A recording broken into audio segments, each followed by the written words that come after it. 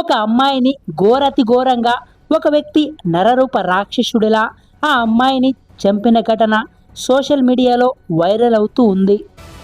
వీర్పేట్ ఘటనలో సంచలన విషయాలు వెలుగు చూశాయి. అయితే గురుమూర్తికి 14 రోజుల రిమాండ్ విధించింది కోర్టు. అయితే కోర్టు ఆవరణలో ఎటువంటి భయం జంకు ప్రదర్శించలేదు గురుమూర్తి. తనకు ఆ అమ్మాయిని ఎలా చంపాడంటే మటన్ షాపులో ఉపయోగించే కత్తితో నరికి ఆ బాడీ పార్ట్స్ని ముక్కలు ముక్కలు చేసి ఒక కుక్కర్లో ఉడికించి మరి ఆ మాంసం నుంచి ఎముకల్ని వేరు చేసి ఆ ఎముకల్ని పొడి చేసి ఆ బాడీ పార్ట్స్ని దగ్గరలో ఉన్న చెరువులో కలిపేశాడు. వెలుగు చూసింది. అయితే మొత్తంగా మీర్పేట ఘటనలో అయితే సంచలన విషయాలు వెలుగు చూశాయని చెప్పుకోవచ్చు. సూక్ష్మదర్శిని అనే సినిమా చూసి ఈ విధంగా హత్యకు పాల్పడి బాడీని భార్యను చంపక ముందు ప్రాక్టీస్ కోసం ఒక కుక్కను చంపాడు.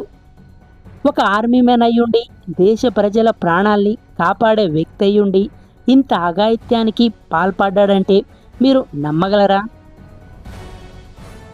అసలు స్టోరీలోకి వెళితే ఈ గురుమూర్తి అనే వ్యక్తి ఒక రిటైర్డ్ ఆర్మీ మ్యాన్.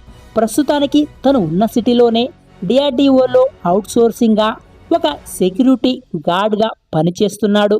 తనతో పాటు తన భార్య, 2 పిల్లలు ఉన్నారు. ఇదంతా రీసెంట్గానే జనవరి 14th, 15th, 16th జరిగింది. సంక్రాంతి సెలవులు ఉండడంతో సినిమా చూసుకొని పిల్లల్ని తమ అమ్మమ్మ ఊర్లోనే విడిచిపెట్టి తాము ఇంటికి చేరుకున్నారు. ఏదో విషయంపై భార్య వెంకటమాధవి గొడవ పడ్డం స్టార్ట్ చేసింది. భర్త గురుమూర్తి తన చేతుల్లో ఉన్నదాన్ని విసురుతూ తనను గట్టిగా గోడకు తోశాడు. అలా తోయడంతో తను స్పృహ కోల్పోయింది. అదే చనువుగా చూసి తనను చంపేద్దామని అనుకున్నాడు. మరో విషయం ఏంటంటే వీళ్ళ మధ్య చాలా రోజులుగా గొడవలు జరుగుతూ ఉన్నాయి. ఆ రోజు పిల్లలు కూడా లేకపోవడంతో ఆ గొడవ ఎక్కువ అయింది. పథకం ప్రకారమే భార్యను హత్య చేయాలని చెప్పేసి కూడా ఆయన భావించినట్టు తెలుసు. తను స్పృహ కోల్పోయాక కత్తితో చంపి బాడీని ముక్కలు ముక్కలు చేశాడు.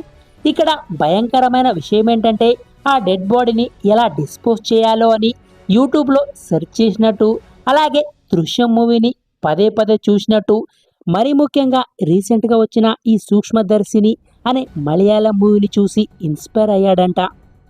పోలీసులకు దొరికిన ఆధారాలతో తెలిసింది. చంపిన తర్వాత డెడ్ బాడీని ముక్కలు ముక్కలు చేసి మాంసం నుంచి ఎముకలను వేరు చేసి మాంసాన్ని బకెట్లో హీటర్తో ఉడికించి ఎముకలను కాల్చి దంచి బూడిద చేసి దాన్ని ఎవరికి తెలియకుండా దగ్గరలో ఉన్న చెరువులో కలిపేశాడు. తలకాయను గొర్రె తలకాయలా కాల్చి బూడిద చేశాడు. ఇక్కడ ట్విస్ట్ ఏంటంటే ఆ రోజు కనుమ అవ్వడంతో చుట్టుపక్కల ఆ తలకాయ కాల్చిన వాసన వచ్చినా ఏదో గొర్రె తలకాయ అయి ఉంటుందని చుట్టుపక్కల వాళ్ళు అనుకున్నారు.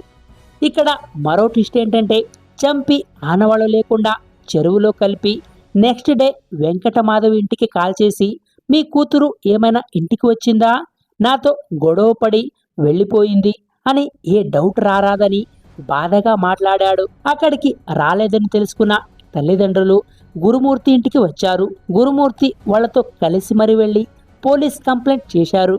అనంతరం పోలీసులు ఎంక్వైరీ చేయగా మాధవి ఇల్లు దాటి పోలేదని సీసీటీవీ ద్వారా తెలుసుకున్న పోలీసులు గురుమూర్తిని అదుపులో తీసుకున్నారు. వెలుగు చూసింది. అయితే మొత్తంగా మీర్పేట ఘటనలో అయితే సంచలన విషయాలు వెలుగు చూశాయని చెప్పుకోవచ్చు. సూక్ష్మదర్శిని అనే సినిమా చూసి తమదైన శైలిలో ఇంటరాగేట్ చేయగా అసలు విషయం బయట పెట్టాడు. నేనే చంపానని, చంపిన తర్వాత శవాన్ని ముక్కలు ముక్కలు చేసి కుక్కర్లో ఉడకబెట్టి మరీ చెరువుల్లో కలిపేశానని ఒప్పుకున్నాడు.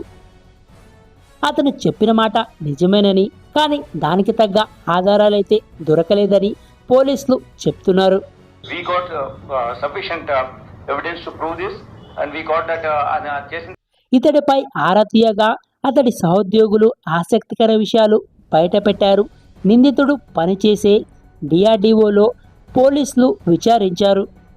గురుమూర్తి ఎంతో క్రమశిక్షణతో ఉంటాడు. ఎవరైనా సహాయం అడిగితే కాదనడు. ఆయనది మెత్తక వైఖరి. ప్లాస్టిక్ వస్తువులు వాడేందుకు ఇష్టపడరు. కాఫీ అయినా భోజనానికైనా స్టీల్ పాత్రలే ఉపయోగిస్తారు. ఇరుగు పొరుగు వాళ్లతో మాట్లాడడానికి ఎక్కువగా ఇష్టపడరు అని తన సహోద్యోగులు చెప్పారు. ఇక్కడ రెండు అనుమానాలైతే వ్యక్తమవుతున్నాయి. ఒకటి, భార్య మాధవ్పై అనుమానంతో భర్త పలుమార్లు గొడవ పడినట్లు.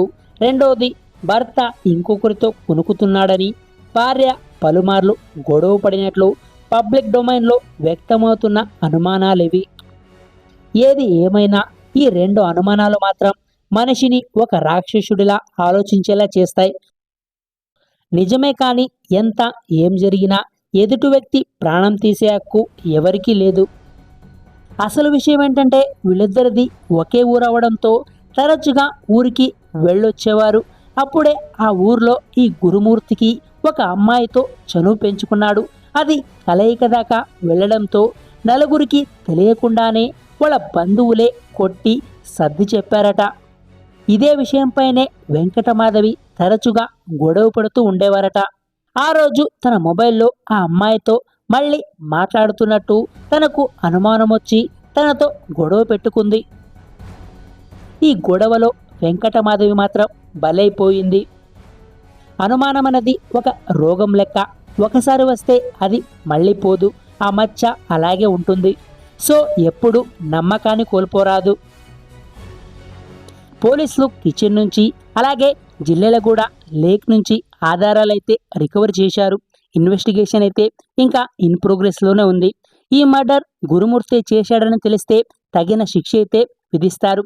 దీనిపై మీ అభిప్రాయం ఏంటో కామెంట్ సెక్షన్లో తెలియజేయండి. I don't understand how a person can behave like this.